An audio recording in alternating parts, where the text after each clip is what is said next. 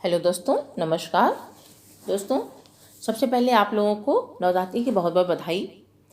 आप लोगों को मालूम ही होगा कि 13 अप्रैल से नवरात्रि शुरू हो रही है।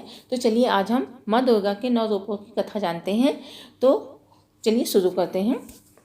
शास्त्रों के अनुसार माँ दुर्गा के 9 रूप कहे गए हैं और नवरात्र के प्रत्येक दिन माँ का ही एक रूप होता है। माता के इन रूपों के पीछे क्या कहानी है, चलिए जानते हैं। नंबर 1, महाकाली।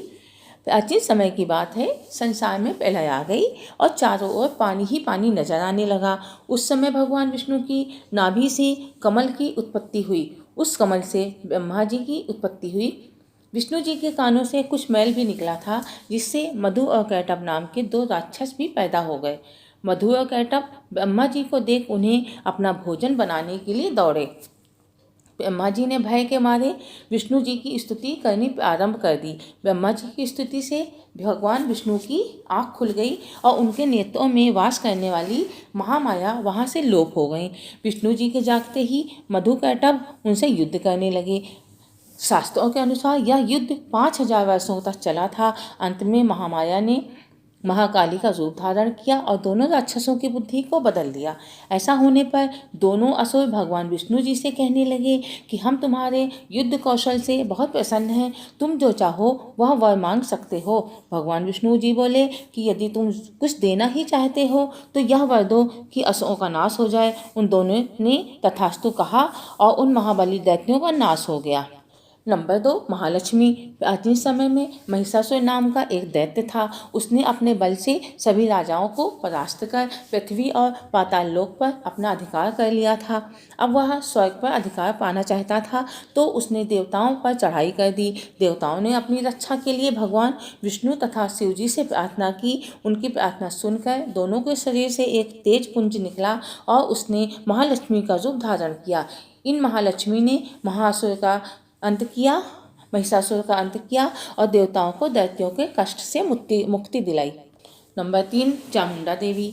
बहुत पहले संसार में 2 राक्षसों की उत्पत्ति हुई, जिनका नाम शुंभ व निशुंभ था। उन्होंने अपनी शक्ति के बल पर पृथ्वी व पाताल के सभी राजाओं को परास्त कर दिया। अब वह दोनों स्वर्ग पर चढ़ाई करने चल दिए। देवताओं ने भगवान विष्णु को याद किया और उनसे प्रार्थना की कि उनकी इस प्रार्थना और अनुनय से विष्णु भगवान के शरीर से एक ज्योति प्रकट हुई, जो चामुंडा के नाम से प्रसिद्ध हुई। देखने में वह बहुत सुंदर थी और उनकी सुंदरता देखकर शुंभ निशुंभ ने सुग्रीव नाम के अपने एक दूत को देवी के पास भेजा कि वह उन दोनों में से किसी एक को अपने वर के रूप में स्वीकार कर ले।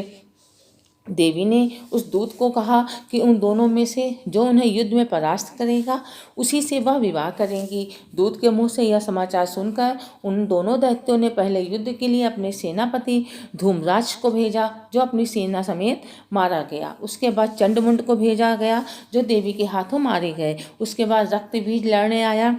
रक्तबीज की एक विशेषता यह थी कि उसके शरीर से खून की जो भी बूंद धरती पर गिरती, उससे एक वीर पैदा हो जाता था। देवी ने उसके खून को खप्पर में भरकर पी लिया। इस तरह से रक्तबीज का भी अंत हो गया। अब अंत में शुंभ निशुंभ लड़ने आ गए और वह भी देवी के हाथों मारे गए। योग माया। जब कंस ने देवकी और वासुदेव के 6 पुत्रों को मार दिया, तब 7वें गर्भ के रूप में शेषनाग के अवतार बलराम जी आए और रोहिणी के गर्भ में स्थानांतरित होकर प्रकट हुए। उसके बाद 8वें गर्भ में श्री कृष्ण भगवान पैदा हुए। उसी समय गोकुल में यशोदा जी के गर्भ से योग माया का जन्म हुआ। वासुदेव जी कृष्ण को वहाँ छोड़कर योग माया को वहाँ से ले आए। कंस को जब 8वें बच्चे के जन्म का पता चला तो वह योगमाया को पटक कर मारने लगा, लेकिन योगमाया उसके हाथों से छिटक कर आकाश में चली गई और उसने देवी का रूप धारण कर लिया। आगे चलकर इसी योगमाया ने कृष्ण के हाथों योग विद्या और महाविद्या बनकर कंस, चारूण आदि शक्तिशाली असुरों को परास्त करके उनका संहार किया। रक्त दंतिका। बहुत समय पहले की बात है। वैपचिति नाम के असुर ने पृथ्वी व देवलोक में अपने कुकर्मों से आतंक मचा के रखा था। उसने सभी का जीना दुर्भर कर दिया था। देवताओं और पृथ्वीवासियों की पुकार से देवी दुर्गा ने रक्त दंतिता के नाम से अवतार लिया। देवी ने वैपचिति और अन्य असुरों का रक्तपान करके मान मर्दन कर दिया। देवी के रक्तपान करने के कारण उनका नाम रक्त दंतिता पड़ गया। शाकुंभरी देवी। प्राचीन समय में एक बार पृथ्वी पर 100 वर्षों तक बारिश न होने से भयंकर सूखा पड़ गया। चारों ओर सूखा ही सूखा था, न वनस्पति भी सूख गई थी, जिससे कभी सभी ओर हाहाकार मच गया। सूखे से निपटने के लिए ऋषि मुनियों ने वर्षा के लिए भगवती देवी की उपासना की। उनकी स्तुति से माँ जगदम्बा ने शाकुंभरी के नाम से पृथ्वी पर स्त्री रूप में अवतार लिया। उनकी कृपा हुई और पृथ्वी पर बारिश पड़ी। माँ की कृपा से सभी वनस्पतियों और जीव जंतुओं को जीवन दान मिला। श्री दुर्गा देवी। प्राचीन समय में दुर्गम नाम का एक राक्षस हुआ, जिसके प्रकोप से पृथ्वी, पाताल और देवलोक में हड़कंप मच गया। इस विपत्ति से निपटने के लिए भगवान की शक्ति दुर्गा ने अवतार लिया। देवी दुर्गा ने दुर्गम राक्षस का संहार किया और पृथ्वी लोक के साथ देवलोक व पाताल लोक को विपत्ति से मुक्ति दिलाई। दुर्गम राक्षस का वध करने के कारण ही तीनों लोकों में इनका नाम देवी दुर्गा पड़ा। भ्रामरी। प्राचीन समय में अरुण नाम के राक्षस की इतनी हिम्मत बढ़ गई कि वह देवलोक में रहने वाली देवपत्नियों के अस्तित्व को नष्ट करने का प्रयास करने लगा। अपने अस्तित्व को बचाने के लिए देवपत्नियों ने भंवरों का रूप धारण कर लिया। वह सब देवी दुर्गा से अपने अस्तित्व को बचाने के लिए प्रार्थना करने लगीं।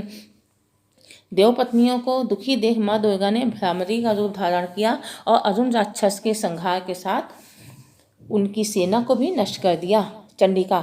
एक बार पृथ्वी पर चंडमुंड नाम के 2 राक्षस पैदा हुए। इन दोनों राक्षसों ने तीनों लोक पर अपना अधिकार कर लिया। इससे दुखी होकर देवताओं ने मातृ शक्ति देवी का स्मरण किया। देवताओं की स्तुति से प्रसन्न होकर देवी ने चंडमुंड राक्षसों का विनाश करने के लिए चंडिका के रूप में अवतार किया। तो दोस्तों, आज मैंने दुर्गा माता के 9 रूपों की कथा सुनाई आपको। अगर आप लोगों को कथा अच्छी लगी हो तो प्लीज़ कमेंट बॉक्स में अवश्य बताएं। धन्यवाद।